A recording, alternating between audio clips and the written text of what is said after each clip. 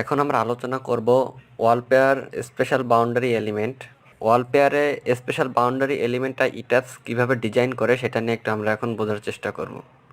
তো এইখানে যে ফর্মুলা, যে কন্ডিশন, যে ক্রাইটেরিয়া যাই আছে না কেন, এগুলো নিয়ে ডিটেলস আলোচনা, পূর্ণাঙ্গ আলোচনা আমরা পূর্বেই করেছি। যে বাউন্ডারি এলিমেন্ট নিয়ে যখন আলোচনাটা করেছিলাম, তো ইটাপস ঠিক সেম প্রসেসে সেম কন্ডিশনগুলাই ফলো করে সে তার ডিজাইনটা করে। তো এখানে নতুন করে আসলে দেখানোর তেমন কিছুই নাই। এই যে এইগুলো সেম কন্ডিশন সে ফলো করে, এগুলো নিয়ে আলোচনা আমরা করেছি। তারপরে ইটাপস যেটা করে যে the program does not compute boundary zone requirement when maximum extreme fibre compressive stress is less than 0.15 FC prime. মানে এই 0.fc প্রাইম যে কন্ডিশনটা, যে এর কম হলে সে বাউন্ডারি এলিমেন্ট প্রয়োজন নয়, বেশি হলে বাউন্ডারি এলিমেন্ট প্রয়োজন আছে, এটারও চেক দেয় ইটাস। এটারও চেক দিয়ে দেন সেভাবেই সে এই যে এই ক্রাইটেরিয়া যেটা এটা ফুলফিল করলে সেভাবে সে তার এলিমেন্ট সে প্রোভাইড করে। আর এটা করার জন্য এই চেকগুলো, ডিজাইনগুলো করার জন্য ইটাপসে যেগুলো প্রয়োজন সেগুলো জানে। সেগুলো কি? পিইউ, ভিইউ, এমইউ, এটা হচ্ছে এই যে যে লোড, শেয়ার, মুভমেন্ট, এগুলো ইটাপস অলরেডি জানে। এইচডাব্লিউ থিকনেস, লেন্থ, ওয়ালের যে লেন্থ, এজি তার যে গ্রস সেকশন, তারপর হচ্ছে তার এরিয়া, এই সব কিছু ইটাপস জানে। তারপর যে ডিজাইন ডিসপ্লেসমেন্ট যেটা, সেটাও ইটাপস জানে। তো এই জানে যেহেতু এই সব ডাটাই সে জানে, সে যার কারণে তার ডিজাইন করতে কোনো প্রবলেম হয় না। এখানে যে বিভিন্ন সিমেট্রিক, আনসিমেট্রিক যেগুলো আছে সে সবগুলোই করে ফেলে প্রসেসে। তো এইগুলা নিয়ে ফুল ডিটেলস আলোচনার কিছু নাই, কারণ এগুলো আগেই আমরা করেছি।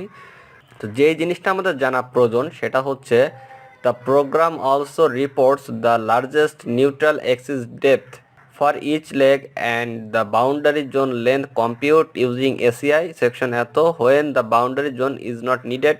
মানে পূর্বের আমরা যে কন্ডিশন, যে ক্রাইটেরিয়াগুলো আমরা দেখলাম, সেই কন্ডিশন, লিমিট, ক্রাইটেরিয়া অনুযায়ী যদি বাউন্ডারি এলিমেন্ট নাও প্রয়োজন হয়, তারপরেও ইটাপস সে বাউন্ডারি এলিমেন্টটা প্রোভাইড করবে।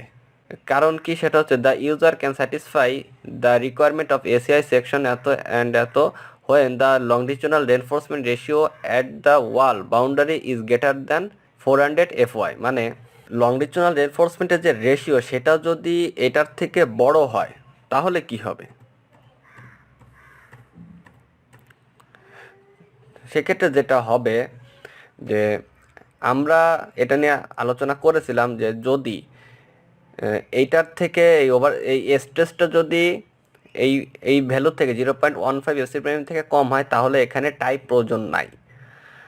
এবং এইটার থেকেও যদি এর ভ্যালুটা ছোট হয়, তখন এখানে আমাদের টাই দেওয়ার প্রয়োজন নাই। তবে ইটাপস যেটা করে যে যদি এইটার থেকে ভ্যালুটা, মানে এই ক্রাইটেরিয়া সে ফুলফিল করলো না, বাট আবার এইটা ফুলফিল করলো, মানে যে কোনো একটা সে ফুলফিল করলো, তখন সে এইখানে কিন্তু টাইটা সে দিবে না। সে দিবে কোথায়? এইখানে দিবে।